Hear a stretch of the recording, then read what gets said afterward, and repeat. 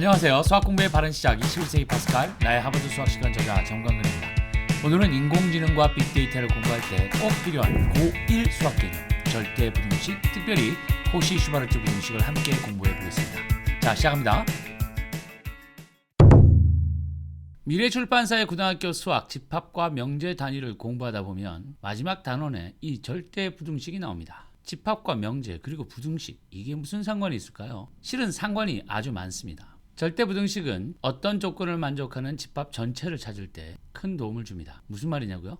지난 영상에서 소개드린 이 산술평균과 기하평균 그리고 조합평균의 관계를 가지고 설명해 보겠습니다. 어떤 두 수의 산술평균의 최소값은 기하평균의 값이 된다는 이 관계를 가지고 우리가 구하는 데이터들의 산술평균들은 그 데이터들의 기하평균보다는 무조건 크기 때문에 기하평균 값이 최소값이 되고 이 값보다 작은 값에서는 데이터의 산술평균 값이 절대로 나올 수 없다는 결과를 얻을 수 있습니다. 이 관계는 꼭 두 개여야만 되는 것이 아닙니다. 3개, 4개, 심지어 무수히 많아도 동일하게 이 산술평균 값은 기하평균 값보다 항상 크거나 같습니다. 결국 기하평균은 산술평균이 최대값, 조합평균이 최소값이 되므로 이 기하평균이 존재할 수 있는 영역이 분명해지는 것이죠. 여러분, 데이터가 무수히 계속 들어오면 필요 없는 데이터를 버리는 것이 그 많은 데이터를 다 뒤져서 꼭 필요한 데이터를 찾는 것보다 먼저 해야 하는 일입니다. 만약 1000개의 데이터 중에서 도움이 되고 실제 결과와 연관이 있는 데이터가 100개 정도라면 1000개 중 상관없는 900개를 버리는 것이 선행되어야 한다는 말이죠. 그래야 쓸데없는 데이터를 가지고 내가 찾는 값에 어떤 영향을 줄지를 알아보는 수고를 안 할 수 있기 때문입니다. 실로 엄청나게 노력과 시간이 절약됩니다. 그럼 1000개가 아니라 무수히 많은 값들이 계속해서 쌓여가는 빅데이터는요? 더더욱 이 버리는 과정이 필요합니다. 생각해보시면 AI가 이 절대 부등식의 개념을 이용해 어떤 기준값을 찾아내고 그 기준값보다 작은 데이터 혹은 해당되지 않는 데이터는 쌓지도 말고 그냥 버리라고 하면 아주 편리해지겠죠? 예를 가지고 좀 더 쉽게 설명해 보겠습니다. AI가 개와 고양이 사진을 분석해 고양이 사진만을 따로 분류하는 일을 하고 있다고 하죠. 근데 만약 다른 모습들은 고양이랑 매우 흡사하지만 귀가 얼굴의 몇 % 이상인 사진들은 절대 고양이가 될 수 없다는 결론을 내고 그냥 버릴 수 있다면 분석 시간이 엄청 줄어들겠죠. 여러분, 귀가 작은 개들은 있지만 귀가 큰 고양이는 없습니다. 여러분, 귀 큰 고양이 보셨습니까? 한마디로 귀가 일정 % 이상 큰 것은 절대 고양이일 수 없는 조건이 되고 이 조건에 걸리는 사진들은 고양이인지 아닌지를 확인조차 해볼 필요가 없어지므로 그냥 버리면 됩니다. 그래서 빅데이터와 이 데이터를 분석하는 AI를 공부할 때 오늘 함께 생각해보는 절대부등식은 반드시 알아야 하는 개념입니다. 그럼 이 절대부등식의 증명 문제를 빠르게 살펴보겠습니다. AB가 실수일 때 부등식 A제곱 플러스 B제곱이 AB보다 항상 같거나 크다가 성립함을 증명하시오. 자, 주어진 문제를 이렇게 한번 바라봐 주십시오. 어떤 두 실수가 있고 그 실수의 제곱의 합을 구해야 하는 상황이 있습니다. 그런데 그 두 실수의 곱의 값만 알고 있습니다. 가령 A와 B 두 수의 곱이 36이라고 하죠. 그럼 4 곱하기 9도 36, 2 곱하기 18도 36, 3 곱하기 12도 36이고 거기다가 실수 범위로 넓히면 무수히 많은 경우가 있으니 그 수들의 제곱의 합도 무수히 많겠죠. 그래서 이 두 수의 곱만 가지고는 이 두 수 A와 B를 제곱한 값들의 합이 정확히 뭔지는 알 수 없습니다. 하지만 우리는 이 절대부등식을 이용해 A제곱 플러스 B제곱의 합은 절대로 36보다 더 작을 수 없다는 결론은 얻을 수 있다는 말씀입니다. 달리 생각해보면 두 수의 제곱의 합이 36보다 항상 크거나 같으니까 36보다 작은 경우는 고려할 필요가 없다는 뜻도 됩니다. 증명 과정은 오른쪽에 있는 값을 왼쪽으로 옮겨서 이 형태로 만들고요. 여기서 이렇게 되는 과정을 완전제곱이라고 하는데 완전제곱을 가지고 무엇의 제곱 더하기 양수. 그래서 얘는 항상 양수다라는 것을 보여주므로 이 관계가 증명되는 것을 보여드렸습니다.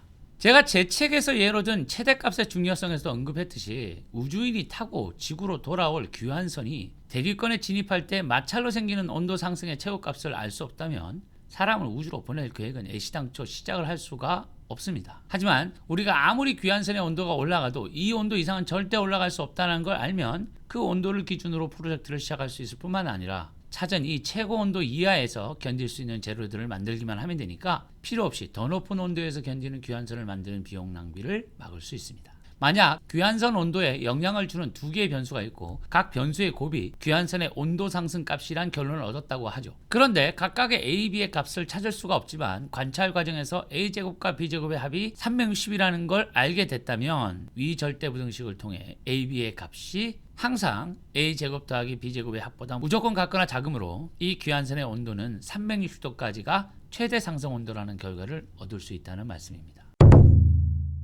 절대부등식의 증명 문제는 수능과 같은 시험에서는 출제되기 힘들지만 학교 시험에서는 자주 물어보죠. 모든 절대부등식의 증명은 아래 성질을 이용합니다.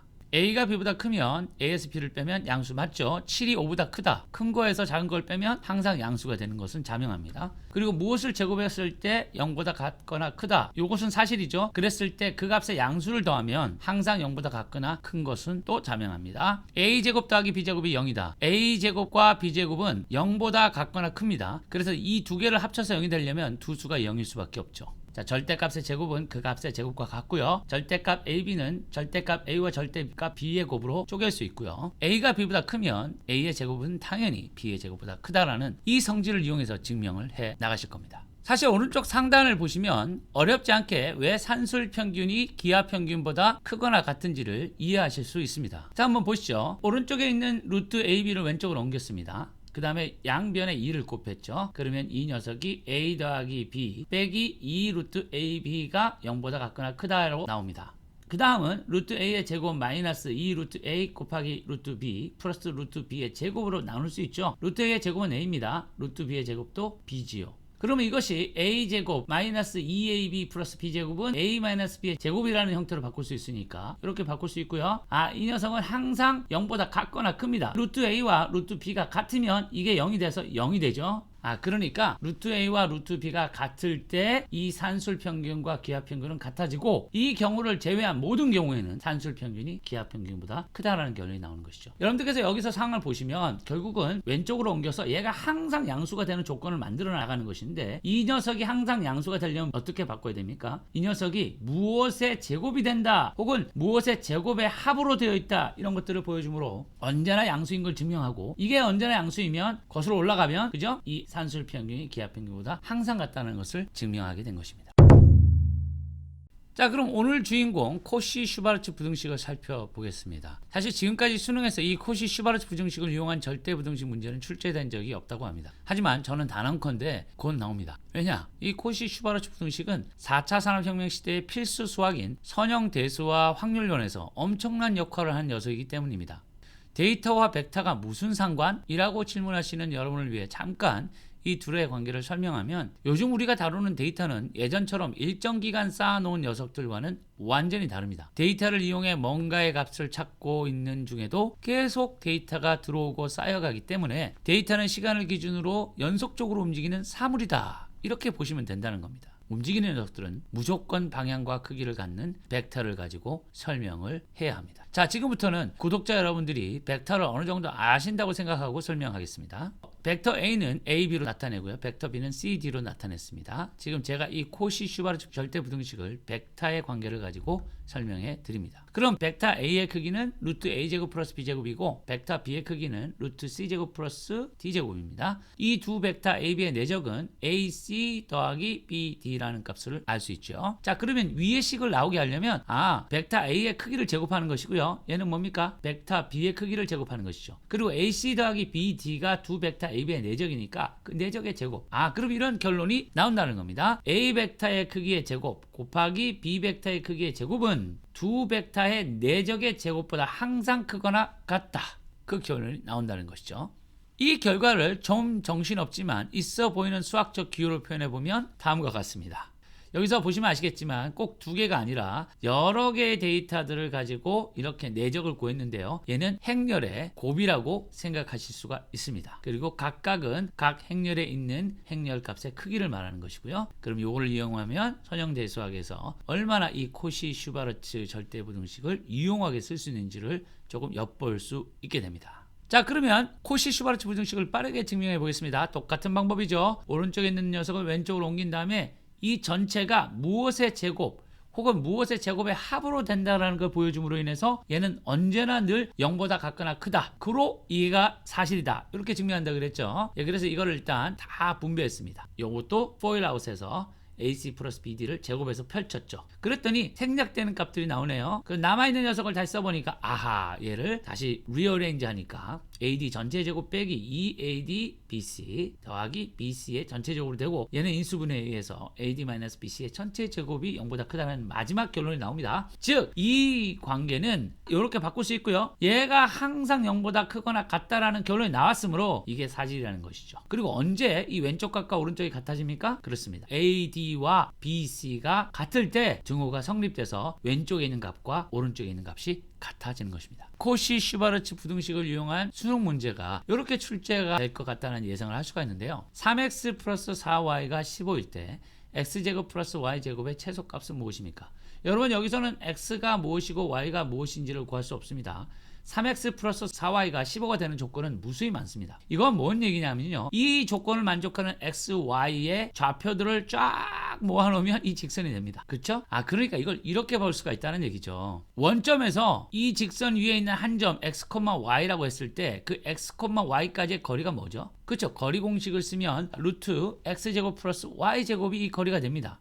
이 x제곱 플러스 y제곱은 뭐죠? 그러면 이 거리의 제곱이라는 게 보이십니까? 그러니까 결국은 이 거리를 구해서 그 거리의 제곱을 하면 x제곱 플러스 y제곱의 최소값이 된다. 이런 걸 알 수가 있는 것이죠. 점에서부터 직선의 거리는 구할 수가 있습니다. 그래서 그 공식을 사용해도 이 값은 그냥 쉽게 구할 수 있는데, 여기서 오늘 배우게 되는 코시-슈바르츠 절대부등식을 이용하면 이렇게 되는 것이죠. A를 3이라고 보고 B를 4라고 보고 C를 X라고 보고 D를 Y라고 생각하면 이 위의 식처럼 쓸 수 있죠. A제곱 플러스 4의 제곱이 X제곱 플러스 Y제곱이고, 이것이 A와 C, B와 D의 곱의 합의 제곱과 같다. 이렇게 나오죠. 그러면 이 값은 9 더하기 16이니까 25입니다. 그리고 3x 플러스 4y는 15라고 줬죠. 이렇게 하면 결국은 x제곱 플러스 y제곱이 25분의 225보다는 같거나 크다는 걸 알 수 있고요. 정리하면 x제곱 플러스 y제곱은 9보다 같거나 크다라는 결론을 얻을 수 있죠. 무슨 말이냐면 이 3x 플러스 4y가 15일 때는 x제곱 플러스 y제곱은 무조건 9보다는 같거나 크다는 겁니다. 절대로 9보다 작은 값은 될 수 없다는 얘기고요. 그리고 여러분들 여기서 제가 좀 전에 설명드렸지만 이 거리의 제곱이 바로 x제곱 플러스 y제곱이라는 값이라고 했습니다. 이 원점에서요, 이 직선에 이르는 거리가 제일 짧은 게 뭐죠? 그렇죠. 이 수직으로 만나는 이 교점입니다. 그 외적인 점들은 여기 점이 있다고 하면 원점에서의 이 길이는 직각삼각형의 빗변이 되니까 빗변이 이 직선보다 더 길죠. 그러니까 항상 더 길어질 수밖에 없죠. 그러면 이렇게 이 직선 위에 무수히 많은 점이 있을 때 이 원점에서부터의 거리가 가장 짧은 게 어디라고요? 바로 여기라는 겁니다. 우리가 이 코시-슈바르츠 절대부등식을 사용하면 이 점이 어딘지도 구할 수 있고요, 이 거리도 구할 수가 있지요. 이 점은 이렇게 구합니다. 아까 언제가 이 절대부등식이 이 꼴이 되는 거라고 말씀드렸죠? 그렇습니다. AD가 BC일 때인데요, 여기서 A가 3이고 D가 Y고 B가 4고 C가 X니까 AD는 3Y, BC는 4X 맞죠? 요 조건일 때 최소값을 갖는데, 이 말은 뭐냐면요, 이 값이 이 직선, 즉 주어진 직선과 수직인 직선이 되는 겁니다. 그러니까 이 두 개를 연립해서 풀면 이게 좀 나올 수 있겠죠? 그래서 정확하게 우리가 좌표도 5분의 9, 5분의 10이라는 것도 구했습니다. 네, 쉼없이 달려왔습니다. 어떻게 영상이 도움이 되었는지요? 절대부등식, 특별히 이 코시-슈바르츠 부등식은 너무 중요합니다. 특히 행렬을 기초로 배우게 되는 선형 대수학에서는 없어서는 안 되는 부등식입니다. 행렬의 쓸모가 실로 어마어마한데도 우리는 수업 시간에 계산기를 쓸 수 없기 때문에 살펴볼 수가 없는 것이죠. 하루빨리 계산기나 앱들을 사용해서 보고 이해하고 응용할 수 있는 수학 공부를 우리나라 학생들도 수업 시간에 할 수 있기를 소망해 봅니다. 그럼 모두 행복한 하루 보내시고 다음 영상에서 찾아뵐 때까지 늘 건강하시기를 기도합니다. 감사합니다.